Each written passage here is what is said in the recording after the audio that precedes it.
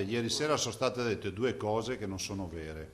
La prima, l'insinuazione delle regioni che non collaborano. La mia regione, se lo dici nel mucchio, non mi va bene. Puoi dire alcune regioni, allora bene. Ma siccome ho detto le regioni non collaborano, noi i dati abbiamo sempre mandato tutti i dati che ci sono stati richiesti. Il Veneto non ha nulla da rimproverarsi.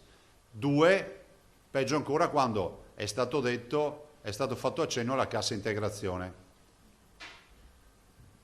La cassa integrazione per noi è ok, ve l'abbiamo detto anche ieri, il problema è un tema, ma ripeto, io non voglio cercare contrapposizioni, lo dico perché se tu mi chiami in ballo, mi tiri in ballo, devo rispondere. La cassa integrazione in Veneto non è che non sta arrivando per colpa della Regione, la Regione ha già fatto gli accordi con le banche e tutto, le banche ci dicono aspettano l'ok del governo, punto. Questa è la versione ufficiale, vi basta?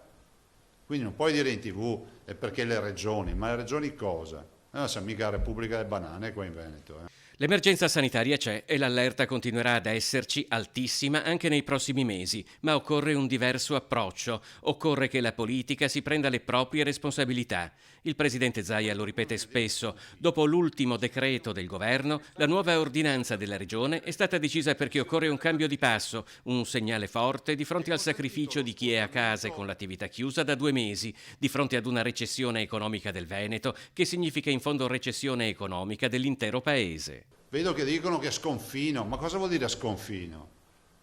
Ma cosa vuol dire?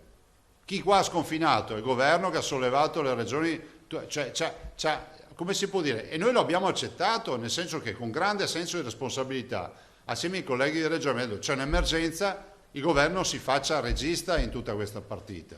E poi qualcuno mi viene a dire che è sconfino, ma sconfino che? La nuova ordinanza regionale non vuole essere polemica nei confronti della comunità scientifica, dice Zaia, anzi tutte le misure precauzionali, compreso l'obbligo dei dispositivi di protezione personale e il divieto di assembramenti, sono sacrosante e confermate in pieno. Né in un momento grave come questo la nuova ordinanza regionale vorrebbe alimentare polemiche col governo, ma la critica politica sull'ultimo provvedimento dell'esecutivo è evidente. Veramente l'appello che faccio io è che si rivedano queste misure.